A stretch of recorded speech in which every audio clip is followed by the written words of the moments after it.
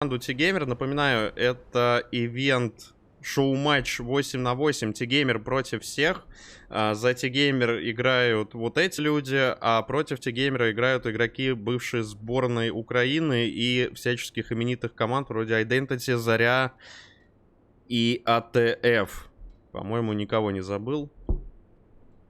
Если забыл, то извините. Горшунов собирается ломать по старой схеме, но, скорее всего, старая схема здесь не получится. У нас Шук, сквад-лидер, машинка сразу же устремляется, скорее всего, на Айленд. Туда же устремляется танк, который сейчас, скорее всего, будет давать прострел вот здесь вот прямо.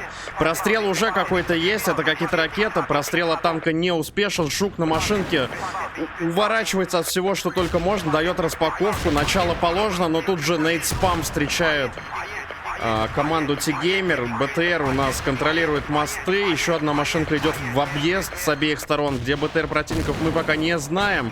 Скорее всего, тоже где-то на мостах. И идет борьба за Айленд. Ожидаемо Америка здесь забирает эту точку. Обычно это всегда здесь происходит в первую очередь. Продолжаются обмены. Мистер Untraceable у нас сидит на танке за команду всех. Я не знаю, давайте я буду дедами называть, чтобы как-то хоть какую-то идентичность им придать. Александра находилась у нас на крыше, но погибла. Остается в живых один Шук под прикрытием танка. Сейчас предпринимает попытку ревайва, но здесь очень рискованно. Сейчас Шук заходит в здание, из которого будет очень сложно выйти, в котором его могут просто банально запереть. Ч0 артиллерию ставит один из лучших командиров сия Battlefield 2. Обрабатывает сейчас своими точечными выстрелами Горшунова и Фэтмана. Шук остается жив в этом здании, в котором, как я предполагаю, сейчас их, скорее всего, запрут. Но Александра выходит, еще продолжает файт. Танк у нас на починке. БТР и машинка контролируют проезды. Пока что главка секьюрна, насколько я понимаю. И сейчас у нас выбивает Шука. Остается здесь один Фэтман, который ревайвит Шука. Поэтому, в принципе, еще можно повоевать, продолжать что-то здесь делать. И, ну, какой-то статус-кво установлено, но не очень выгодное для команды T-Gamer, потому что 2 точки занимает команда Дедов. И это значит, что Ticket Bleed капает в их пользу. Так, БТР у нас устремляется на танк. На танке сидит Art of Rampage. Ничего себе, вот это топ неожиданных позиций ЕУ. Art of Rampage коптит, тем не менее БТР разбирается. И тут АТшник сейчас в попу будет Art of Rampage попадать, скорее всего. Да, Art of Rampage теряет свой агрегат и свою жизнь. В это время что-то у нас тут было под главкой. А здесь у нас пехи распаковывается под главкой. И сейчас будет распаковка на главку противников. Под Айлендом всех Ч0 артиллерии накрыл, поэтому сейчас очень тяжелое положение у команды T-Gamer становится. Теперь уже никакого статуса КВО нету, потому что команда T-Gamer зажата на своей главке, и у них здесь был где-то проход. Не знаю, есть ли он еще. Да, судя по всему, есть. Танк нагнетается. Товка попытались занять Товку. SkyAngel, я так понимаю, это был. Но ему это не удалось. Тычка в танк еще одна прилетает. Танк начинает коптить. Art of Rampage пытается контролировать гору и одновременно не умереть. Это очень сложно будет, когда в тебя еще тычки летят. Пехота здесь не успевает помочь своему тиммейту. Моня садится на БТР. Будет пробовать он, ну, для начала не умереть. Это уже будет хорошее начало. Тем более, что танк уже подходит в рейп-позицию и будет сейчас Моню всячески обижать. Артиллерия у нас ставится на танк довольно спорно одиноким волком, потому что танк оттуда уедет и никого она не цепанет, скорее всего. Лучше бы вот сюда на пехоту ее было ставить. Но как бы то ни было, пока что держится T-Gamer. Артиллерия от Ч0 уже приходит по Моне. Моня коптит, поэтому для него эта артиллерия может стать фатальной. Пока что Моня держится, отъезжает назад, но очень черный у него дым. Уже все, что можно, там почти вышло. Начинает он крутить гайки, но здесь подъехал сапплай спасительный. Можно от него подчиниться, но нет, нельзя. Моню разносит Донателло с чего? С АТ, наверное. Art of Rampage прямо из-под флага дефится. Никаких проездов у нас сейчас нету по-прежнему от T-Gamer. Шук вместе с Тео сейчас какую-то приватизировали машинку американцев. Шук решил, что Тео очень долго медлит и уехал без него прямо под АТшку Sky Angel, который уже здесь разобрал Горшунова, кроме всего прочего. Тео также забирают, и снова никаких проходов у нас нету. Очень агрессивный и профессиональный сейчас рейп у нас стоит от команды дедов.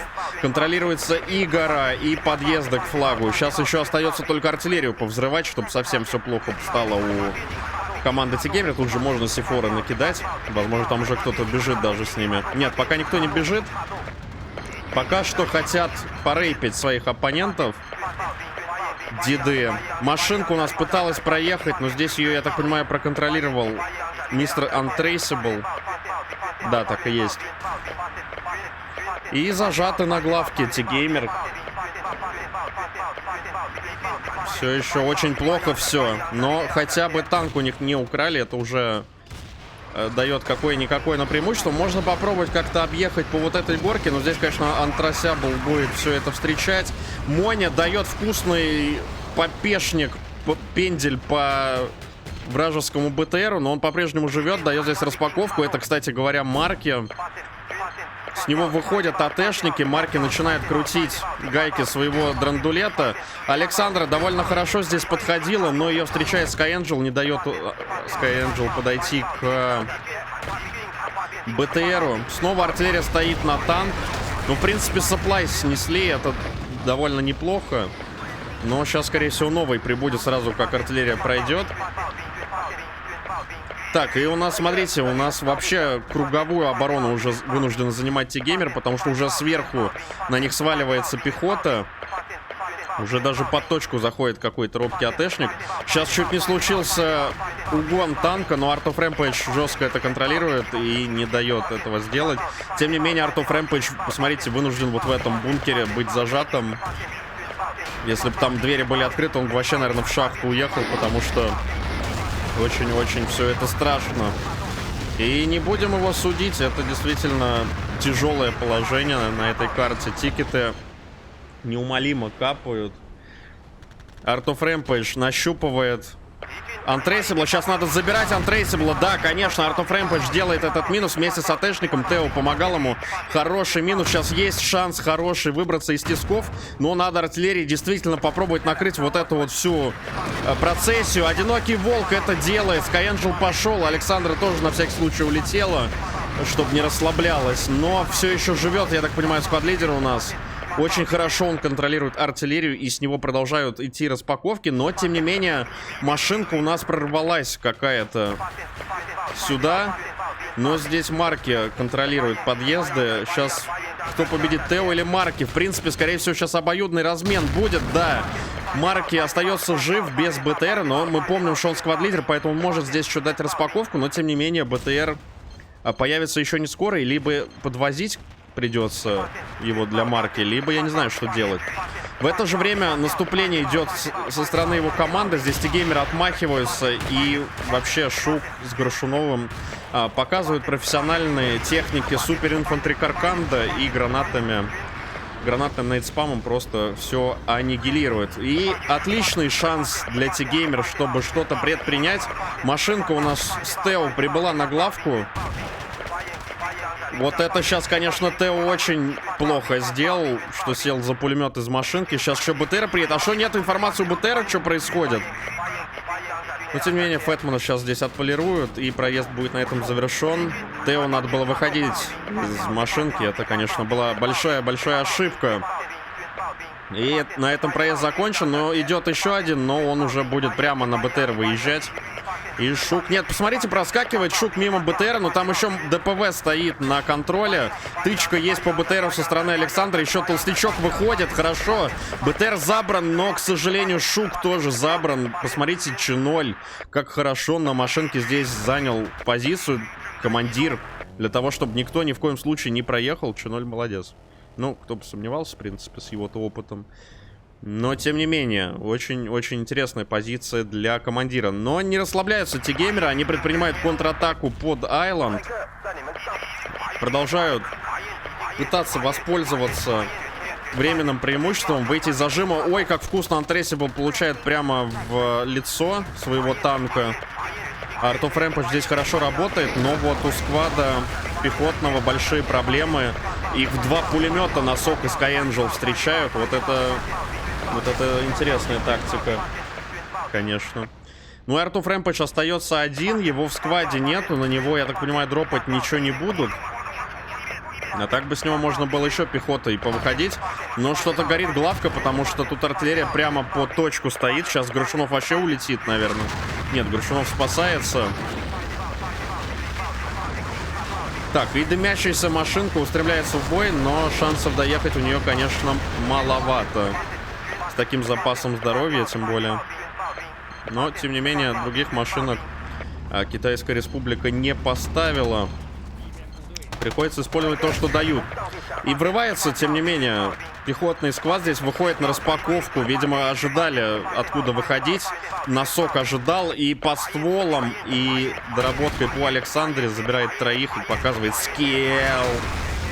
Также показывает скилл Ч0, потому что артиллерия стоит на подходящей силе противников. Шук живет до этого момента. Шук не дожил, и распаковки не будет. Грушунов сейчас получит пурпурку от ХМ-1.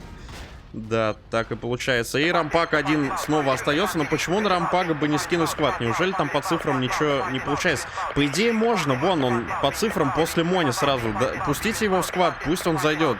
Пусть с него выходят люди. Можно было бы продолжать душить Айленд, но почему-то не делают этого ребята. Ну и главка у них продолжает гореть, поэтому дефать в любом случае приходится. У Рампага сейчас большие проблемы. Нет, посмотрите, все-таки дают сквад Рампаги. Не сразу, но дают. Но здесь уже сложное положение, потому что уже подходит пехота, Срава и вот это все. Тем не менее, сейчас надо проход Шуку обеспечить. Обеспечивается проход Шуку. Untraceable не успевает среагировать, но сейчас он, возможно, успеет вот здесь вот зарядить свой компласт. Нет, снова не успевает. И сейчас будет откат, скорее всего, от Untraceable. Да, устремляется в погоню Untraceable, чтобы прервать этот проезд машинки. И точным попаданием забирает здесь Шука. Ну, здесь, конечно, мастерство очень яркое. И танк Рампага забирают. В смысле, Рампага уничтожает, танк не забирает никто. Эти геймеры снова зажаты на главке. Снова подъезжает сюда вражеская техника. И снова будет очень больно сейчас команде. Ну, ребята дерутся, фулкап не получают. Это уже, наверное, хорошо. С другой стороны, мне кажется, что не очень сильно стремится фулкап поставить команда дедов, потому что она больше здесь работает на тикеты, чтобы хороший зажим обеспечить, со всех сторон перекрыть все проезды и просто не выпускать своих противников и не терять лишний раз тикеты. Это тоже, знаете ли, хорошая тактика для этой игры и для этой карты. Александру забирает в танке, она его забирала, чтобы не забрали противники, судя по всему. Ну и техника, просто посмотрите на рейд-позициях сейчас установлена. Мы вот с нашего беспилотного самолета-разведчика наблюдаем, как танк и БТР просто в 2 смычка полируют все, что ходит на этой точке. Машинка у нас заходит с вами сверху. Будет нагнетать пехота гранатами. Флаг еще. А, и БТР, что ли, угнали? Нет, БТР у Мони. БТР у Мони. Рампак успевает сесть в танк. Пока что контролится техника, но это чудо, на самом деле, в такой ситуации. Что ребята не отдают свою технику. Ну, правда, это единственная сторона, которая как раз у них более-менее прикрыта, и туда не успевают устремиться. Но вот БТР забрать тут за милое дело. И сейчас у Мони как раз его нету, поэтому этим и займутся. Так, Untraceable забирает артиллерию одинокого волка. Это снова дает небольшую надежду Тигеймеру. Но, к сожалению, она забирает и остатки пехоты. И БТР остается здесь жив и дает распаковки. Ох, сейчас товка на тоненького была, но все-таки забор встречает. Начинает ломаться уже артиллерия. Я так понимаю, Ч0 прибыл. Нет, это XM1, а то был вообще забавно, если еще и командир прибыл в рейп из своей ставки. Но Ч0 все-таки до конца будет главку защищать. И сейчас, скорее всего, вторую артиллерию вот эту вот тоже разломают. И тогда Тигеймер совсем останется без арты. Нет, забирают этого Джеймса Бонда. Не дает вторую артиллерию забрать. Поэтому, как минимум, одна тактическая установка остается в активе Тигеймера. Моню выбивают вот верхотуры. Я не знаю, на самом деле, кому-то из пехоты бы сюда заехать и эту высоту зачистить, потому что иначе это будет бесконечно продолжаться. А под Айлендом у нас Шук встретился с Антресиблом, и эта встреча оказалась печальной. Антресибл выезжает на рейп-позицию. Что у нас с БТРом американцев? БТР американцев, видимо, погиб, поэтому пока что хотя бы его нету. И T-Gamer, ну, на самом деле, мало что может сделать, потому что вот это вот пехотное отделение им ничего не позволит сделать, не уйти с флага, ни техники куда-то выехать, и машинки тоже будет нагнетать. То есть вот это, конечно, хорошая позиция очень для рейпа. Шук дает распаковки у нас под главкой. По КД у нас Антрейсибл, Горшунов, бомбардиры. Горшунов при этом, я так понимаю, он в пехоте вообще бегает. И это довольно интересно. Так, ну и по ходу деды отправляются заканчивать это все. До 25 тикетов до конца. 2 человека врываются под флаг. Уже едет вниз точка. Прокидываются гранаты от T-Геймера. Пытается какая-то оборона построиться. В принципе, удается 2 этих челов забрать. И техника не решается заезжать совсем уж в наглую. Одинокий Волк кидал артиллерию последней надежды. Уже не верил в свою команду. Поэтому затем киллил Тео и кого-то еще. Ну и, видимо, так раунд у нас и закончится. В принципе, не фулкапом. И почти 100 тикетов T-Gamer, несмотря на почти полное доминирование противников, отъели у них. Поэтому, в принципе, не все так плохо. Но сейчас просто на тикеты работают. Марки там настреливает с БТРа хорошо прям. Вкусно он всех находит. Включая, собственно, БТР вражеский. Тут аж целых 2 сапплая у него стоит за заборчиком, чтобы не грустил. Но ему это не помогает. Его все-таки забирают. Еще один тикет в копилку T-Геймера. Вероятно, последний. Нет, еще кого-то забирают. Нормально. Art of Rampage идет играть в World of Tanks. Давайте смотрим за этой дуэлью. Есть пробитие. Art of Rampage уезжает на респ. Экипаж контужен, там вот это все. Так, Моня бедный все никак не может со своим БТРом куда-то выехать. Бедолаг. Ну, БТР тут очень плохой респ для того, чтобы куда-то выезжать в такой ситуации. И 110-0. Не знаю, записывает это кто-то или нет, но если да, то запишите, пожалуйста, 110-0 в пользу команды всех ЭК-дедов, ЭК-сборные разных государств.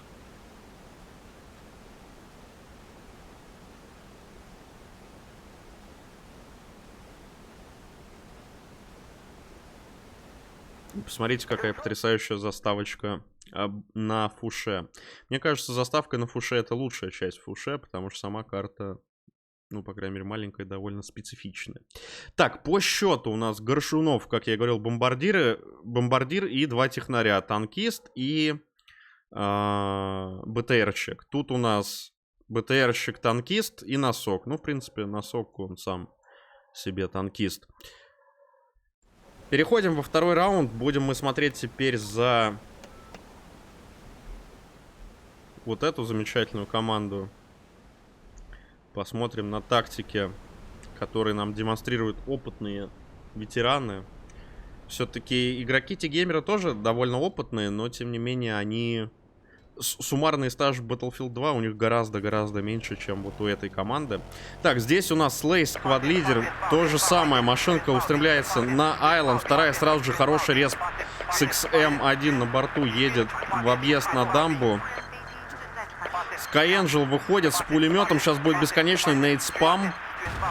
Если, конечно, танк вот это не прикроет. Но Skyangel сам себе тоже танк похожий, потому что его пули танка не пробивают. Донателло устремляется за носком. Что это было? У ворот от танкового снаряда? Или как это еще назвать? Но Донателло по-прежнему здесь живет и не дает, посмотрите, не дает команда дедов сейчас занять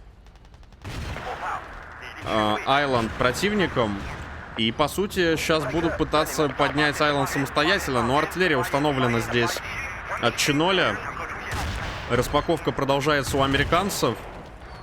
И двое человек, носок и... Ой, какой хороший тайминг. Носок и Донателло, конечно, не забирают точку, но здесь артиллерия абсолютно сигнатурная от Чиноля была. Посмотрите, гасит вообще все живое. Одинокий волк здесь, наоборот, очень неудачный тайминг ловит, и Александра умирает. И остается, по сути, у нас снова танковая дуэль. Сейчас будет распаковки с обоих танков, я так понимаю, происходить. Антрейсиблу отдают сквад, чтобы выходили люди с него. Но не выходят люди с рампага, потому что у нас здесь проезд со стороны T-Gamer. Все это время, я напоминаю, белый флаг Island уже 1,5 минуты. Но вот сейчас вроде отмахались здесь китайцы. Но это хорошая возможность для T-Gamer все-таки занять Island. Потому что их всех повыбивали, и всем можно выйти с танка и понагнетать уже здесь. Untraceable продолжает давать распаковки, но не удается поднять флаг. И более того, Untraceable уже начинает дымиться. Сапплай на него десантируется. Артиллерия хорошая снова от Чиноля стоит. И, скорее всего... Ой-ой-ой, какая хорошая артиллерия Горшунова, Фэтмана и Александру. Минус, Шук минус. Остается снова один танк. Чиноль в соло со своим агрегатом. Выкуривает отсюда всю американскую команду. Но Одинокий Волк отвечает своей артиллерией и забирает XM-1. На этом, в принципе, все. Но оба танка разрушены. Уже 3 минуты почти этот флаг белым находится. Но сейчас Донателло с носком все-таки, скорее всего, его стянут. Но Моня теперь уже работает по ним с моста. Тем не менее, нащупать двух пехов тут будет проблематично. Но нащупывает он Донателло. Остается носок, которого нейт спамят. Помощи носку никакой здесь не будет, скорее всего. Он один. Но пришел и один американец только. Не обнаруживая здесь противника. Носок выходит рискованно на Шука. Но здесь сразу же нарожались люди. Ну снова артиллерия сейчас от Чиноля сюда по КД прям почти поставилась. Снова сейчас всех отсюда выкурят. Скорее всего, надо куда-то спрятаться ребятам. Артиллерия минус 2 сразу дает, минус 3, минус 4. Чиноль снова всех выбивает, но флаг успевает T-Gamer в последнюю секунду поднять. Но тут же, посмотрите, распаковка от Слея. 4 человека влетают под Айленд. Сейчас очень будет сложно T-Gamer отмахаться от этого. Пехота выходит, какие-то робкие попытки обороны уже начинаются. Гранаты летят под флаг. Прострел от рампага. Хорошо забирает Донателло, но еще 3 живых. Плюс СЛ врываются под точку. Фэтман с дробовика забирает двоих. Слей по-прежнему жив. Слея надо выкуривать, иначе ничего полезного здесь не будет. Слей в этом домике заседает. Пока живет, и, судя по всему, с него не будет распаковки, потому что сквад дропается на марке, который дает распаковку под главку противников. Здесь воруется уже БТР, и сейчас очень-очень дорогая цена у этого Айленда, который забирает T-Gamer, потому что вся техника галактики просто сейчас выезжает сюда. Точка, главка стремительно падает. Марки влетает на спавн танка. Он собирается украсть еще и танк вражеский, но здесь... Вот эта картинка с Пайпер Перри сейчас происходит, где в роли Пайпер Перри Марки, потому что респаун у Америки здесь. Артиллерия от Чиноля сейчас не забрала каким-то чудом вообще никого, хотя просто очень тоже, простите, хорошо стояла. Тем не менее, главка поднята, и американцы не успевают ее ретейкнуть. Артиллерия от Одинокого Волка не своевременная, но забирает пару человек. Сейчас есть возможность для T-Gamer ворваться сюда обратно, но под Айленд уже приехали. Вестмайн, тем не менее, горит у дедов. Но здесь уже вроде все. Нет, еще кто-то жив. Еще жив был Шук, но теперь не жив точно.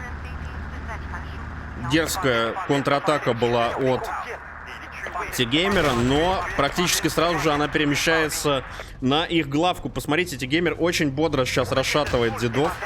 Не дает им никакие ни рейд-позиции сигнатурные, ничего сделать. Просто гоняет их по всей карте. Хорошо скидываются сквады. Сквад-лидеры у T-Gamer молодцы. И точка забирается обратно. Чиноль не успевает. У него просто физически артиллерия так быстро не успевает откатываться. Под Айлендом была очередная попытка от дедов забрать. Но здесь Антрейси был жив. Он дает по одной штучке людей. В принципе, довольно бодро носок со Скайанджелом высаживаются. Тем не менее, флаг пока что за T-Gamer. Тикет-блит не в пользу дедов. Это тоже показательный момент. А Марки продолжает нагнетать у нас Истмайн. И, кстати, там пустой БТР, поэтому, возможно, сейчас БТР никто не успеет сесть. Марки стоит под сапплаем, но, тем не менее, всего 2 тычки надо, чтобы его забрать. Но можно попробовать под вражеский БТР подъехать и, может быть, в него пересесть, а свой сломать. Марки уже коптит. Решает он контролировать все-таки здесь респы. Он высаживается. Но нет, все-таки БТР его забирают. Тычка во вражеский БТР есть, но сейчас Марки ценой своей жизни забирает вражеский БТР, чтобы он еще помариновался. Так, а у нас в это время Айланд забрали деды. Собственно, поэтому Марки предпочел покинуть корабль и уйти на своих условиях, потому что распаковки с него не могло быть, так как его команда в этот момент успешно забирала Айланд. Немножко по таймингу здесь не получилось, то есть если бы Марки чуть подальше был, возможно, с него можно было бы хорошую распаковку дать и сразу же поставить зажим на главку американцев. Тем не менее, получилось как получилось. Однако для T-геймера все-таки все не очень хорошо, потому что теперь они на своей главке зажаты. Так, их здесь, кстати, встречают. Ничего себе, тут контролируют вот такие проходы американцы. Не часто увидишь битвы в этой части карты. Тем не менее, XM1 еще жив. Пистолет от Фэтмана неудачно. XM1 живет. Получает от БТРа, но все еще живет. Нет, все-таки Моня здесь дорабатывает его. Главка на время. На время главка спасена. Носок дает меткую тычку в танк. В носка в ответ дают меткую тычку Шук. БТР у нас Марки устремляется через воду прям вот сюда, в агрессивную такую позицию. Так, а у танка в лице Untraceable проблема, потому что сразу и БТР, и танк сюда поехали. К такому его жизнь не готовила. Он встретил БТР без проблем, но еще и танк вместе с БТРом — это уже даже для такого скиллового игрока задача не подсильная. Тем не менее, Айланд у нас спускает T-геймер. Под главкой у них большой пожар. Артиллерия Волка стоит хорошо, но не находит Донателло. Он каким-то там чудом выживает, но нет, все-таки его тоже гасят. И заодно все живое тоже гасят. Слея выбивают. Здесь главка от Дефлина. А Ч0 Ч0 все-таки не поверил в своих тиммейтов на Айланде, и поэтому сделал 2 тимкилла. Но, тем не менее, здесь есть сквад-лидер, который дает хорошую распаковку. Рампаге надо дать какой-то прострел. А, простите, это же этот T-геймер, я перепутал. Так что нет, здесь занимает все T-геймер. И снова переворачивается у нас ситуация. T-геймер снова сажает на тикет-блит команду дедов. И этот раунд уже на самом деле пободрее идет у ребят. Несмотря на то, что главка у них пару раз, один раз даже спустилась. Но ребята не отчаялись и сперва попытались главку своих противников забрать, потом отбили свою. И сейчас снова установили контроль по карте. Untraceable пока что живет, но сейчас у него большие проблемы, потому что куча пехоты сюда прибыла. Еще одна тычка получается Untraceable. Выходит он из танка, кидает мины на него. И Untraceable как дикого зверя арканят. И это, в принципе, здесь удается. Пехота отправляется в соло. Рампак где-то 3 забрал на проезде, я так понимаю, показывает скилл. Я не знаю, это правильно в отношении танка говорить или только когда по ствол? Ну, как бы то ни было, T-геймер пешочком отправляется у нас. Артиллерия. Посмотрите, как пафосно разворачивается артиллерия. Дает некоторое представление, возможно, ребятам из T-геймера, куда она направлена, но очень-очень поверхностно. Потому что направлена она аккуратно на них самих. И тут же Александр улетает. Лучший из миров. Очень красиво, Александра. Пожалуйста, покажите нам еще такие пируэты. Очень занимательно наблюдать. Но пока что артиллерию никто не разносит, а стоило бы T-геймеру. Но они пытаются повторить то, что, собственно, делали до этого их противники, и поставить рейп. Но у Мони не получается перехватить машинку. АТшка хорошая от Тео находит все-таки Слея, но, тем не менее, БТР разломан. И тут остается ножками. Ой-ой-ой, Рампак как агрессивно-то сюда уже влетал. Но это было опрометчиво со стороны замечательного игрока будущего. Тем более без поддержки Тимы. И это открывает, собственно, проезд его противникам. Едет уже что-то на главку. На респ танка установлена артиллерия. Вот это сигнатурочка сейчас от Чиноля. Сейчас вот как раз, да, вот добрый вечер называется. Хотя рампак где-то не тут, судя по всему. Видимо, с респом ему не так сильно повезло, как думал Чиноль. Садится у нас кто-то в танк, не знаю, кто это. А, это рампак и есть. Он там вызвал себе Uber Drive специально. Так, под Айландом у нас были проблемы, но Тео в соло их тут решил. В этом раунде, посмотрите, кстати, у Горшунова совсем игра не идет, в отличие от предыдущего.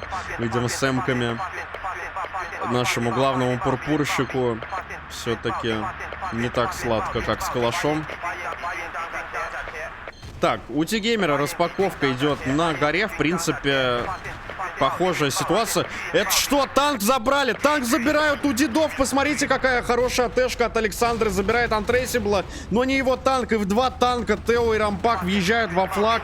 Рейп сейчас со стороны горы им помогает. Сапплай скидывается на них. Артиллерия установлена на флаг. Два танка получают трички. Пока что держатся. Бросается танк китайский. Никто поэтому не умирает. Флаг стремительно едет, но артиллерия сейчас вот эти остатки пехоты как вкусно накроет. Тем не менее, флаг белый, артиллерия работает и по своим, и по чужим. Забирает только носка пока что. Dreamfall живет под точкой. Отходят чуть-чуть T-Геймер. Продолжается контратака. Slay, XMM и Чиноль живые. И это хороший шанс поставить фулкап. Slay забирает XM1, Чиноль живые. Чиноль на краю карты находится. Одинокий волк своей ордой тут забирает своих в том числе, но тем не менее XM1 тоже забирает. Чиноль приезжает, командир в соло, но нет, это уже все. Фулкап ставит команда T-Gamer, вопреки всем прогнозам аналитиков, включая меня самого. Устанавливает фулкап дедам. Вот это да, дорогие друзья. Счет практически равный. Становится 101-110, по-моему. Что-то в этом порядке. Вот тогда, по сути, фатальная починка танка со стороны Untraceable превратилась в фулкап. Ну, там очень на тоненького, конечно, было. Там артиллерия Чиноля очень хорошо стояла, но кто-то из сквад-лидеров T-Геймера очень быстро прочитал, куда она стоит, отошел вместе с командой. Там народились новые люди, а вот те, кто пытался отдефать флаг из команды Чиноля, попали под свою же артиллерию, им некуда просто было отходить, и вот это прям очень сигнатурно сейчас было сыграно. Да, 110-101 счет, ну, абсолютно равный счет. По скиллу у нас что-то, кстати, у Untraceable в этом раунде, похоже, не складывалось, и у нас Skyangel главный бомбардир, там на втором месте марки, а у T-Геймера я не успел посмотреть. Где это? У T-Геймера Рампак на танке расстрелялся. Тео охренеть как регал. Ну и у остальных так все плюс-минус. Но Александра своей АТшкой, конечно, наверное, очень сильно поспособствовал. Нельзя сказать, что только из-за АТшки Александры выиграли. Там повезло, что и подъехали свои, кто угнал этот танк. И повезло, что хорошую распаковку, когда уже все сломанные танки были. Арта от Чиноля стояла. Кто-то из сквад-лидеров T-Геймера дал. Но, тем не менее, это совокупность факторов, по сути, сыграла. И, в общем... И в целом получается, что весь T-Геймер в общем-то, хорошо отработал. Нам, кстати, подсказывают, что, судя по счету, Грушунов получил пурпурку. Вот это кармическое наказание сейчас Грушунову было. Да, обязательно зафиксируйте, дорогие друзья. Можно будет его теперь этим в нашем замечательном телеграм-чате прессовать. Но не очень сильно, а то он обидится и ливнет в какие-нибудь другие Battlefield. А как же он тогда будет пурпурки выдавать? Есть сказание, что пурпурки... Пока выдаются пурпурки, онлайн BF2 жив, но стоит этому прекратиться. И все. Так что он как Атлант. Так, 5 минут у нас перерыв. Нам подсказывают в чате. И... Нас ждет с вами Gulf of Oman после этого. Будет, как обычно, две карты. Первую сейчас отыграли Фуши в ничью. Остается еще одна. Здесь все по дефолту. Да, ну, конечно, T-Gamer молодцы. Я, честно скажу, не ожидал такого. Причем они потеряли свою главку. Сразу после того, как они потеряли свою главку, они попытались забрать вражескую, но не получилось. И после того, как не получилось забрать вражескую, они тут же распаковали SSL на своей и забрали свою. Это очень-очень хорошие ротации были. Ребята большие молодцы. Ну и фулкап, конечно, филигранный абсолютно.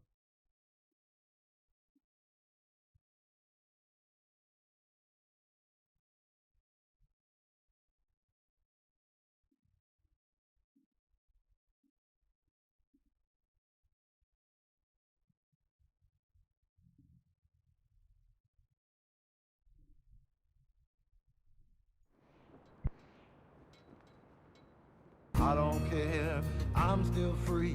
You can't take the sky from me. Александр Санта, спасибо за подписку. Так, ну а мы с вами прибыли на Оман. Такой он солнечный в это время. Температура за бортом, я предполагаю, где-то 30 градусов. Но на пляже никого нету. Пока что еще не купальный сезон. Тем более тут артиллерия так шпарит, что я бы постеснялся, конечно, купаться.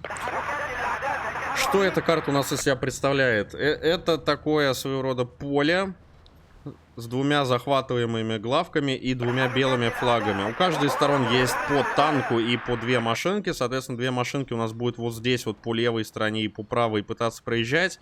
А танки вместе с пехотой будут где-то на центре, вот в районе поезда, друг с другом месить глину. И, в принципе, на самом деле на этом в общем и целом все. Проезды машинок будет очень сложно делать при хороших танках, потому что задача танков на этой карте как раз-таки ловить такие проезды. Но если мы говорим про мистера Untraceable, то я не знаю, он, наверное, ну не то что полжизни этим занимался, но довольно, скажем так, существенную часть своей жизни посвятил перехвату машинок и на этой карте, и на многих других в различных турнирах 8 на 8. Art of Rampage, насколько я знаю, если и перехватывал такие машинки, то только на паблике или в нескольких катках за команду ФФЧН на каком-то последнем плеер-бейс турнире 8 на 8, который был там когда год назад, два, где там ФФЧН участвовали, вам виднее, я не разбираюсь на самом деле. Но, словом, у Art of Rampage здесь будет сильно меньше опыта в этом вопросе, поэтому ему, скорее всего, будет потяжелее даваться сие. Но вот что-то скрытое сделать здесь, скорее всего, не получится, потому что ЮАФ, по сути, будет прикрывать практически полностью всю карту. Поэтому, конечно, будет интересно, что предпримут здесь команды. Я, кстати, не знаю, что было пиком кого.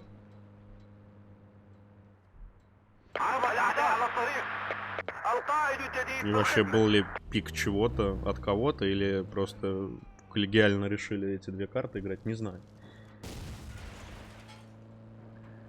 С детства за ФФЧН. Я думал, ты с детства за реалити файтинг. Ну что ж ты так.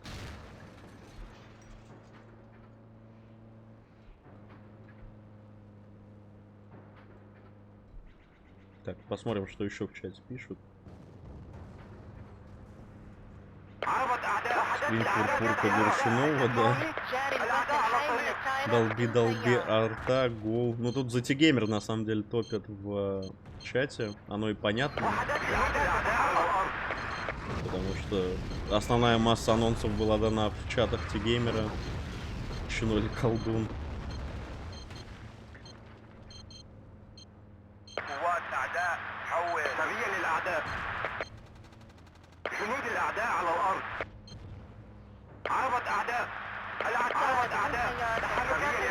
А кто такой Донателло, я, честно говоря, сам не знаю. Поэтому затрудняюсь ответить. Я не знаю, есть у нас кто-то, кто разбирается в том, кто такой Донателло и XM1. Вот я не знаю, к сожалению. Всех остальных я примерно представляю игроков, а вот этих двоих вообще никак. Не пойму, то ли это чьи-то твинки, то ли это из времен, когда я еще в эту игру не играл. Может быть, есть кто подскажет. Ну, XM1 я точно не помню, ник Донателло. Есть какое-то робкое чувство дежавю. Надо у Донателло спросить. А кто такие Донателло и XM1, да? XM1, по-моему.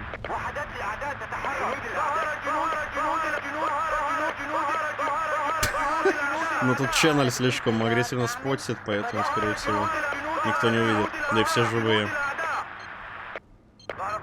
Но мы сделали, что могли. Мы спросили в чате. А не по бог стримов. Да я хрип уже, кошмар. Сейчас еще валидол надо взять будет.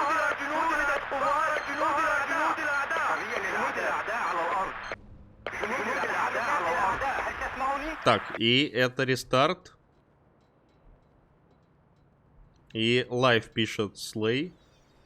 НЛ пишет Тео. Ну, пока что отдыхаем. Дальше, значит.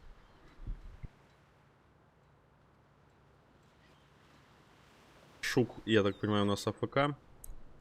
Поэтому не получается. Ч0 тренирует заход на командира. Заблаговременный. Так, ну и судя по всему, что... Завелся импостер в рядах дедов. Шук потерялся немножечко. Так, у нас здесь что? Dreamfall, Untraceable и XM1 сквад-лидеры, я так понимаю. Здесь у нас Рампак, Тео и Шук. Да. НЛ 1 минута. Шуку отправляют на замену номерка, я так понимаю, или что происходит? Да. Будут меняться номерками. Но тактично извиняется команда T-Gamer. Номерки — дело святое.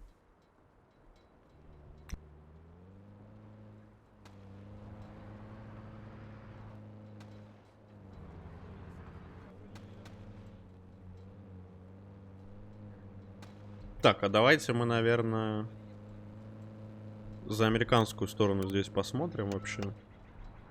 Поэтому начнем за здравие. В смысле, за T-Gamer. А завершим уже за команду дедов. АК все. Просто все. Кто все? Все. Любовь, пишет Александра. Ну, под ударами артиллерии все, в принципе, в едином любовном порыве находятся. Так что могу с ней согласиться. Гудлак, пишет Марки. Видимо, сейчас будет яростное от дедов наступление. Ответочка за фулкапы. Будут, по крайней мере, они пытаться. 2 СЛ прыгают у нас 2 Хаммера. Рампак прыгает в танк. Одинокий волк никуда не прыгает. И начинается атака команды T-Gamer. Шук прибывает на Village. Машинка противников высаживается под поездом. Так, а вторая машинка... Ой-ой-ой. У нас вторая машинка за пулеметик садится, чтобы не быть на споте. Но по трассерам здесь можно что-то предположить. Тем не менее, Тео пытается проехать вместе с Шуком. Тео встречают Ериксом Ч0. И Шук, кстати, очень бодро тут пытался проехать. И ему даже удается пересечь переправу. Но здесь ему надо будет прыгать об танка. Так, и у нас остается пехота какая-то вот здесь под бичхедом со стороны дедов. Машинка дрифтит, но подгорает. И поэтому пехтура уже начинает ножками здесь ходить. Ой-ой-ой, АТшка от Фэтмана забирает сквад-лидера. Тем не менее, остается в живых Донателло. И такой робкой атакой заходят на Village. Но у нас основные силы данной команды были заняты Шуком, который проходил на их главку. Поэтому, в принципе, здесь надо T-Gamer'у отбиваться под Вилладжем. Безусловно, надо отбиваться, но не получается от носка отбиться. Рампагу надо что-то делать. Ну, для начала, конечно, не умереть. Рампак немножко растерялся, мне кажется. Но Горшунов здесь выбивает из-под флага все-таки носка. Наконец-таки. И устанавливается робкое статус-кво по флагам. Шук снова проезжает у нас в проезд. Находит здесь 2 Ерикса. И не выживает. Поэтому просто сейчас у нас пехотная баталия под поездом. Так, а что у нас вот здесь на горе? На горе есть проход. Рампагу пытаются зайти за корму. Есть на Юаве информация. Забирает он носка, но здесь носок был один, поэтому никто не поможет добрать Рампага. В принципе, здесь, конечно, очень-очень важно забрать танк. Если одна из сторон заберет танк другой, то можно уже агрессивно будет пушить.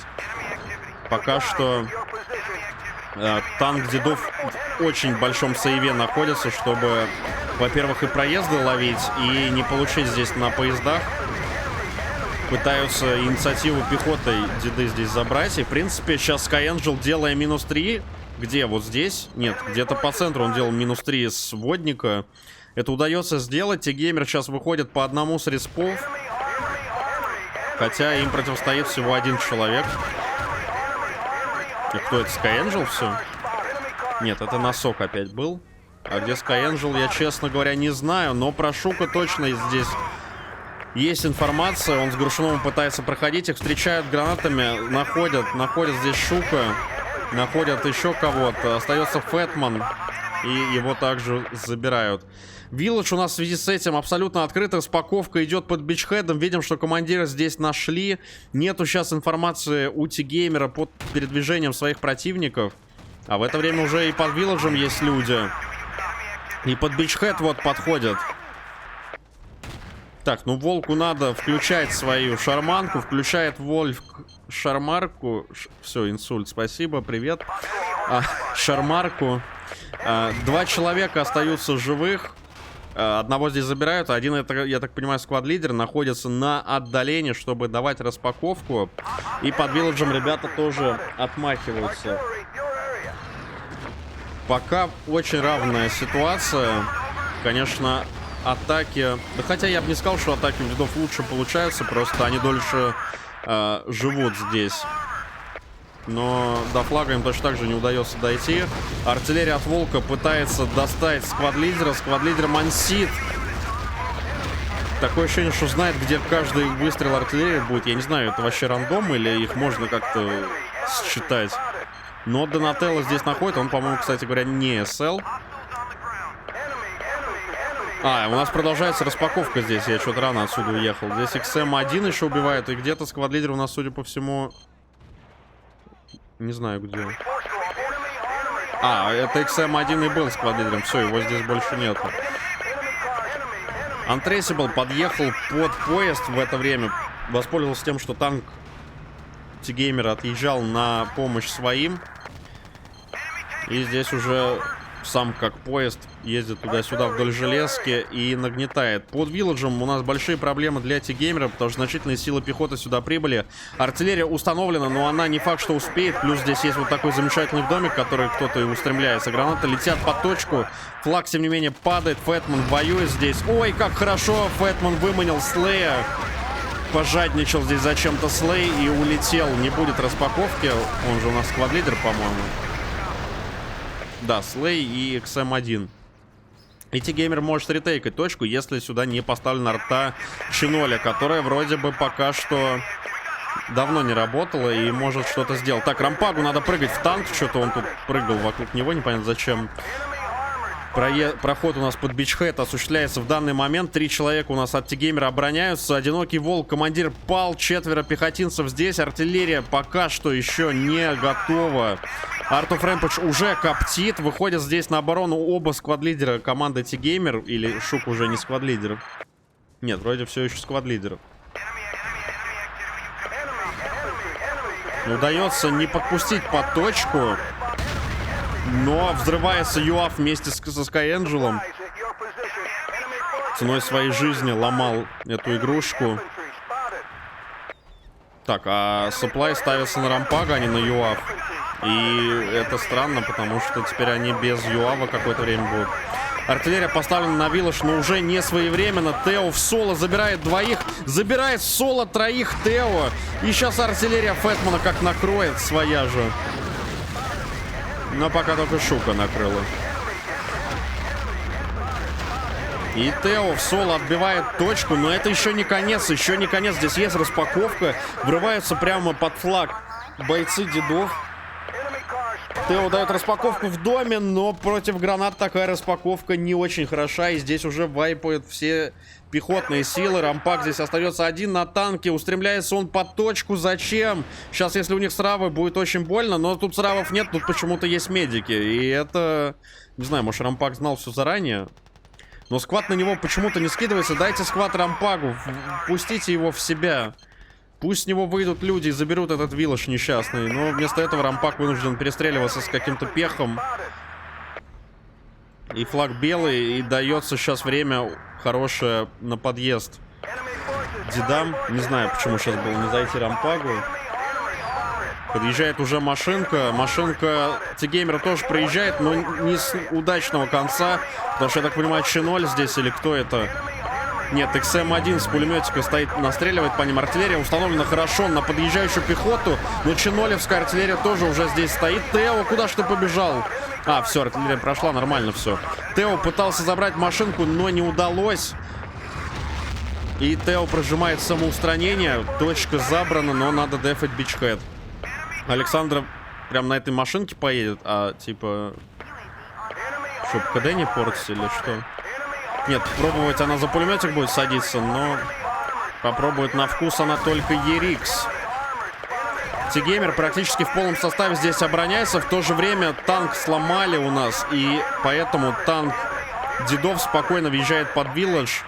Ой, ну зачем же здесь Александра медиком вышла? Ну это абсурд. Надо было... Если бы... Представьте, что было, если бы она вышла сейчас с Эриксом. Она бы могла забрать этот коптящий танк. Но танк, кстати, продолжает коптить. Рампагу надо дожимать. Дожимать надо сейчас Untraceable. Тем более пехота на подходе. Но Рампаг сам уже пыхтит изо всех сил. И теряют T-Gamer инициативу по карте. Ну не то, что инициативу, а равенство по карте. Теперь уже они на тикет-блиде. Машинку, как я и говорил, пропускает Рампак. Ну, не успевает он на все среагировать. Еще и чиниться приходится. Сплай ломаются. Рампак ничего не успевает здесь делать. Но машинку вроде разобрали сзади. Так что можно теперь... Есть небольшая минутка починиться. Бедный Рампак. Со всех сторон его тут прессуют. Волк, кстати, молодец. Машинку с равом забрал. Так, и ответная машинка у нас устремляется. Да, хорошо. Горшунов просто, чтобы Фэтман не расслаблялся, ему в спину дает срав. Я вообще не знаю, как это возможно случайно сделать. Но как-то удается. Тео у нас дает распаковку медиков под точку. Это, видимо, такая распаковка была креативная, я не знаю. Но, тем не менее, Фэтмана и Тео здесь забирают. Прибывает Моня с Шуком. Артиллерия от Волка стоит сюда. Пытаются в дом просочиться. Шук, ну ты-то что там пытаешься сделать? Ты же видишь, что тут артиллерия. Флаг едет у нас. Ну вот, вместе с Шуком улетают противники. Но, в принципе, хорошая артиллерия от Волка. Огромное количество людей из T-Gamer в доме. Но надо выходить, потому что сейчас одна граната, и это все закончится очень быстро. Тем не менее, выживают пока что. Флаг едет все еще вперед. Танка нету. Untraceable разломан или что с ним? Как у него дела? Untraceable сломан, я так понимаю. Поэтому сейчас хорошая возможность для T-Gamer контратаковать. Рампак выезжает. Да, вот только сейчас танк появляется. Рампак чуть-чуть впереди едет. Может успеть хорошую позицию занять. А вот Untraceable уже приходится с хайграунда оборонять Сити. Он не успеет никуда выше выехать. Точнее, наоборот, ниже. И тут, посмотрите, сразу 3, что ли, машинки ехало. Одна машинка у нас прорывается с Александрой на борту почему-то сюда. Александра садится в нее, пытается уехать от танка. Маленькую Александру пытается поймать большой коричневый танк. Александра устремляется под точку. Но она не СЛ, ничего. Это отвлекающий маневр, чтобы набрать классов. Александра почти забрала Sky-Angela, но, увы, и машинка американцев приходит в актив меков. одна из. Я надеюсь, что это которая от одинокого волка была доставлена, а не которая на бичхеде появляется. Так, еще одна машинка у нас тут пыталась сломать людей, которые забирали эту точку от Чиноля, об флаг. Это сделать не удалось. И посмотрите, T-Gamer отмахивается, уже зажимает своих оппонентов на главке. Что-то вообще это сейчас пока не выглядит как доминация в одну сторону. Очень-очень интересная игра сейчас происходит. При том, что я напомню, у нас, ну, как минимум 3 человека здесь играют с паблика T-Геймера. Ну ладно, Шук уже не совсем с паблика, он на турнирах играет. Но вот Одинокий Волк и Горшунов, они вполне себе ребята, которые на паблике играются. А вот в команде их противников таких нету. Там вроде нету людей, которых не было в сборной какой-либо из стран Battlefield. Но все-таки деды оправдывают свое название, и у них тут хороший проход под Village. Рампак отступает, чтобы помочь своим тиммейтам. Но он не очень, мне кажется, понимает, куда вообще стрелять здесь. Потому что, ну, это вот... Когда ты не играл эту карту 28 лет, это обычная проблема. Но, тем не менее, сейчас он нагнетает этот домик, из которого будет очень сложно выбраться. И забирает там почти все живое, но кто-то еще есть. Так, и Горшунов здесь носка режет. Бедного носка заперли в этой квартире. Так, на сити установлена у нас арта. Там действительно есть куда. Хорошая арта сейчас будет от Волка. Где же она? Где эта арта? Она все еще работает. Не успеет, что ли, прийти? Да как же так? Поднимается сити, и Волк чуть-чуть не успевает. Вот сейчас она прибывает, но уже поздно. На пару секунд бы раньше. И, возможно, этот флаг остался бы белым, но... К сожалению. Тем не менее, T-Gamer сразу же рожается тут в количестве 4 человек с рампагом. Устремляются они вперед. Машинка от Чиноля почти раздавила Фэтмана. Но здесь и Донателло сам справляется. Моня садится в нее, забирает Донателло в упор почти. Спасибо, Чиноль, говорит Моня. И начинает тянуться флаг. Скорее всего, арта сейчас установлена от Чиноля именно на эту позицию. Танк устремляется сюда. Нет, возможно, не установлено. Сифор забирает Александру. Носок тут устраивает грязь. Носок устремляется с Сифором под рампага. Что творит этот человек? А, он тут калитку закрыл. И Горшунов отправился в полет. Потрясающая игра от носка. Демонстрирует он возможность отыгрывания любыми китами.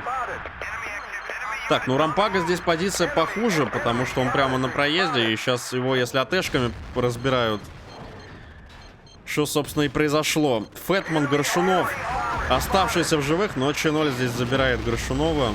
Александра выключают, и снова равенство по флагам. Но у нас Шук живет под деревком. Про него знают, он не медик.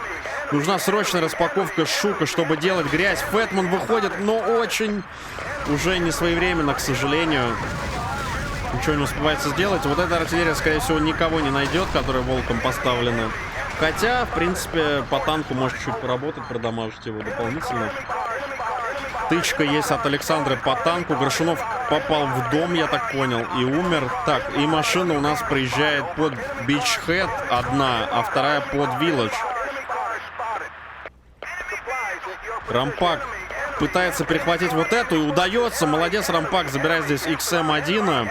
Остается только Village отбить, и, в принципе, не так все плохо у T-Gamer. 4,5 минуты, между тем, остается до конца раунда. Да, Village тоже отбивается, и все.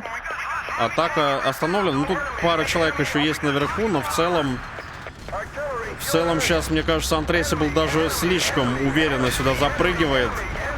Ну да, здесь...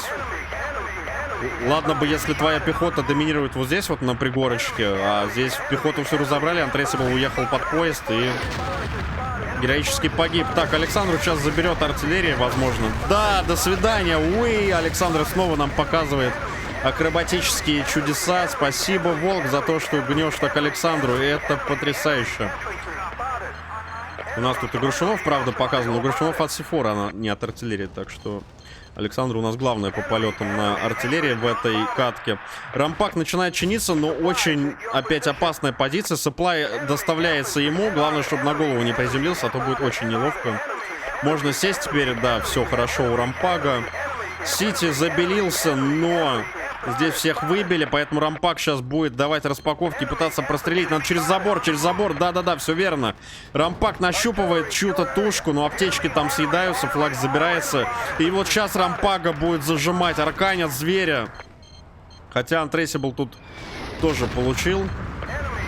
Артиллерия Чиноли никого не находит, а вот Рампага здесь нашли. Рампак не уехал от Untraceable, все-таки опыт старичка дает о себе знать. Шука забирают Ериксом очень-очень неудачно. В то же время вот эту машинку не забирает никто. Александр устремляется на перехват. Хорошо. Я не знаю, почему Марки и Донателло здесь сидели до упора. На что они рассчитывали. Надо было выходить. Но пытались как-то под бичхед проехать и танковый рез поджать. Я не знаю. Но все-таки это уже слишком нагло было мне с моего вкуса. 65-73, 2,5 минуты до конца раунда. Равная игра сейчас демонстрируется обеими командами. Обе команды нагнетают своих оппонентов, но не удается надолго зажать под главкой. XM1 сейчас снова устремляется в проезд. По другому флангу у нас едет Тео. Машинку здесь ломают. Работает с пулемета Рампак. Пум! Не долетает до XM1. Все еще живет он здесь. Так, еще... Ничего себе, у Фэтмана какие прострельчики. Фэтман работает с холма, но XM1 все переживает. И вот это сейчас не очень хорошая ситуация. Можно какую-нибудь артиллерию, наверное, попробовать сюда поставить. Но с другой стороны, это трата артиллерии на одного человека. Но какого человека? Это же сквад-лидер, гений, филантроп, миллионер. И все это без костюма. Распаковка пошла. Горшунов сюда с Фэтманом прибывает с двух сторон. Фэтмана расстреливают. Остается Горшунов. Ну, будет сложно против двоих сразу отмахаться. Забирает СЛ. Хорошо, надо поджимать Горшунову. Надо поджимать Скайэнджела. Или хотя бы 10 секунд еще потянуть. Скайэнджел оттягивается, чтобы подбирать кит. Горшунов, ну какие гранаты? Ну ёперный театр. Горшунов переходит на нож, но уже все. До свидания, Горшунов. Его самого режут с ножа. Фэтман подходил, но это уже как-то слишком бодро было. Так, и посмотрите, вражеский Хаммер едет у нас с черепашкой ниндзя на борту. И не доезжает. Спасибо Моне за это. Но здесь еще есть XM1. Вот только сейчас его выбивают. Очень долго он жил. 40 секунд остается. Ну и, видимо, так и закончится первый раунд с небольшим преимуществом по тикетам со стороны мехов. Пытаются они забрать на прощание Вилледж, но, в принципе, это уже ни на что не сраляет.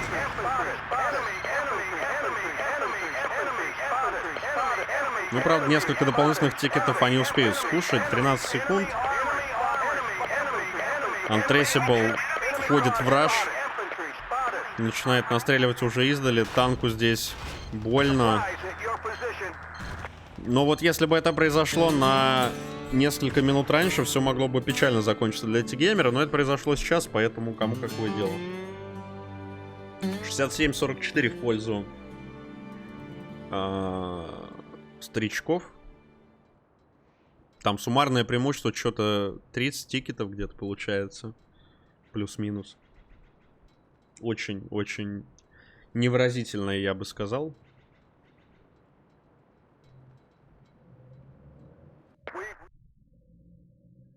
Так, здесь Моня, Фэтман, Art of Rampage. Молодец, танк хорошо настрелял. Даже больше, кстати, чем Untraceable на 1 очко. А здесь Скайэнджел внезапно в пехоте выдал больше, чем вся техника. Донателло с носком тоже. Untraceable только на 4-м месте. Ну и все. Александра почти пурпурка. Молодец. Ночью 0 получил бонусные очки за командира. Кстати, ни разу не умер, в отличие от Волка. Не знаю, Надо ли вам еще что-то показать? Наверное, лучше мы посмотрим игру. Тем более, что это лайв. Так, мы с вами пересаживаемся за дедов. Так, здесь... Нет, это, наверное, не лайв или что? Это не может быть лайв. Иначе где машина? И почему командир только сейчас? Нет, это не лайв, все хорошо. Я уверен, что это не лайв. Это не может быть лайв. НЛ, 1 минута. Все хорошо.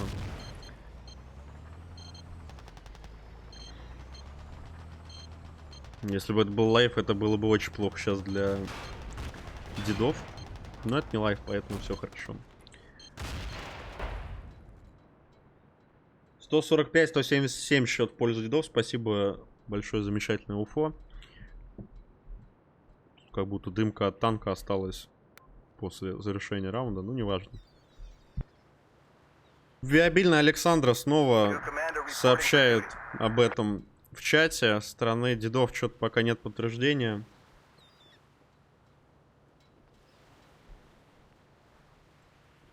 Ну, видимо, они очень серьезные. Но это точно лайв, потому что техника вся бежит. Ч0 что-то с Сифором замышляет Ч0. Мне даже интересно на это посмотреть.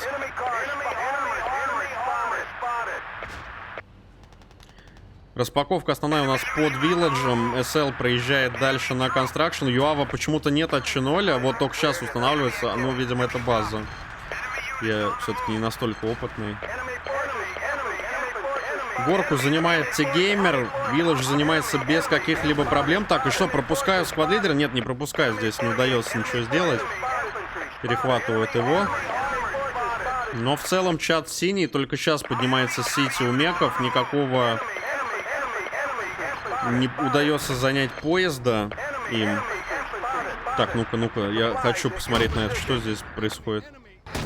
Скидывает себе Ч0 машинку, я так понимаю. А что он собирается с Сифором делать? Мне прямо интересно. Ну, что-то был мисклик. Он чихнул! Ч0 чихнул! Это не учебная тревога. Ч0 чихнул. Так, он садится в машину, прилетает мимо СРАФ, мимо Ч0. Куда он стреляет? Он ломает собственный ЮАВ. Зачем Ч0? Я понял, зачем эта машинка ломать вражеский ЮАВ, но он попытался зачем-то сломать свой. Еще и чихнул. Да что за дно? Кошмар какой-то. Так, там анимация чиха была, если что. Это не шутка, я даже такой не видел в BF2. Оказывается, если C4 долго стоять, то можно чихнуть. Попробуйте на досуге. Так, ну мы отвлеклись очень сильно, но, в принципе, на самом деле ничего не потеряли. Какие-то проезды были, но все с обеих сторон прервались. Снова у нас заруба на мосту. Артиллерия установлена на рампажью голову. Надеюсь, он не догадается выйти из танка где-то здесь, а то будет совсем неловко. Этот supply, к сожалению, его можно похоронить. Press F to pay respects, как говорится, supply. Никакой гуманитарной помощи больше у рампага не будет. Обороняются деды под Вилладжем.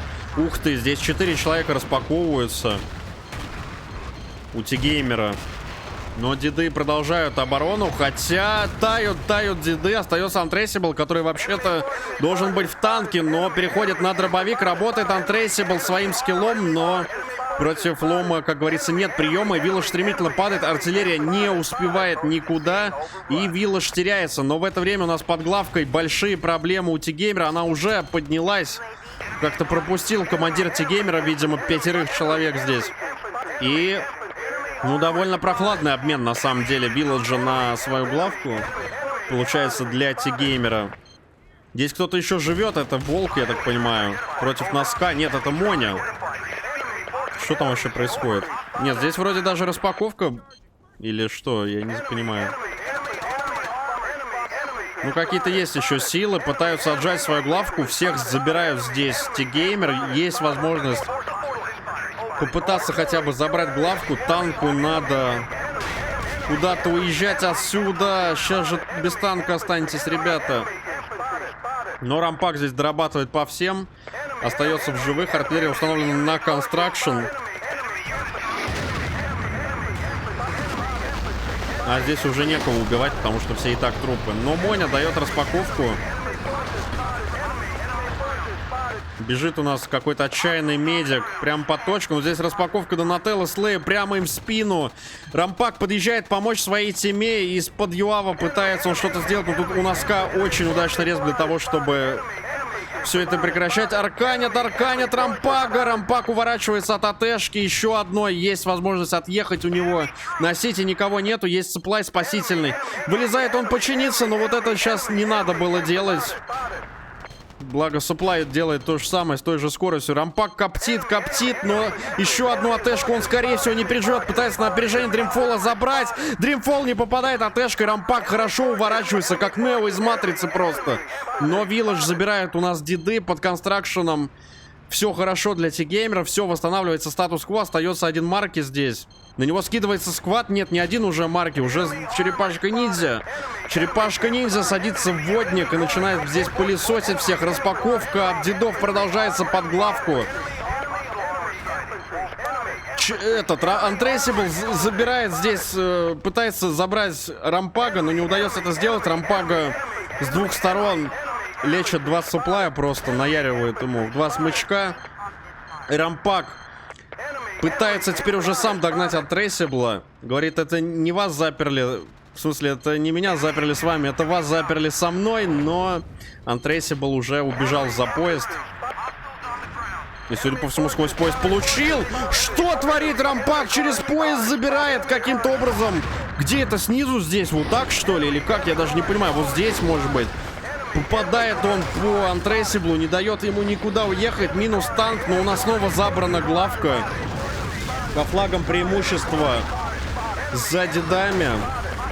А где у нас Рампаг? Рампаг найден. Все, хорошо, Рампаг живет. Пока что. Но позиция здесь такая. С равами что-то гасят у нас деды. Непонятно где. Одна точка остается у T-геймера. И вот это тревожное положение. Рампаг дает распаковку себя, но вот так близко подъезжать не надо было. Рампаг каким-то чудом переживает еще один выстрел. Бонусный выстрел от сервера, я так понимаю, выдан. Нарожал кучу людей, отъезжает. Ну, это просто, это какой-то... Это сюр, но это чудо. Видимо, родной сервер T-геймер подыгрывает своим бойцам. Я не знаю, как это еще объяснить.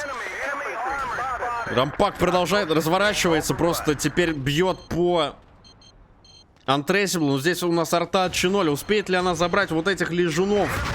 Успевает арта прибыть сюда раньше времени. Еще кто-то жив у нас. Не, все живы, все живы. У T-геймера забирается главка. И снова Александр умирает с артиллерией, но в этот раз как-то невзрачно получилось.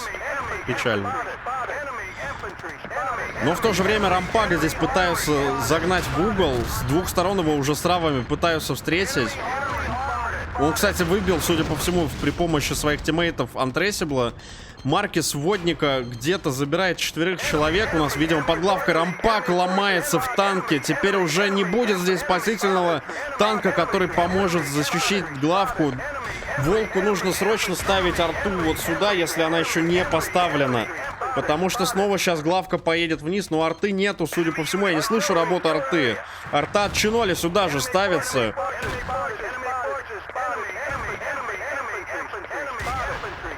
И здесь почти получается отмахаться, но белый флаг. Белый флаг. Танка нету. Пока что Рампаг улетает. Вот это хорошо было. 10 из 10, Александр. Я бы сказал. Так, и технический фулкап. Что? Технический фулкап стоит. 4 T-геймера живы, 3 T-геймера живы. Сити не отбить им. Что у нас с главкой? С главкой проблемы. Главка пожара, она не успевается никак. Слея здесь забирают. Дримфол дает распаковку, но это будет очень сложно отбить. Просто невероятно, что надо. Вся команда сюда устремляется. Здесь Шука забирают. Остается в живых Моня, дает ревайв по Шуку. Бьются до конца ребята, но нет. Нет, здесь уже все. Так все хорошо начиналось, но все-таки опыт пенсионеров как-то... Пыль стряхнулась за первые 3 раунда, видимо, и все-таки уже начали в полную силу играть. И 140-0 ставят T-геймеру. Танк успевает на фото прибыть. Но... И арта отшинули, я так понимаю, сигнатурная. Тем не менее, нельзя сказать, что эта игра была в одни ворота. Очень красивая игра получилась. Я, честно говоря, ожидал, что будет похуже, побыстрее. Но получилось как получилось. Поздравляем команду всех с победой. Поздравляем команду T-Gamer с хорошей игрой.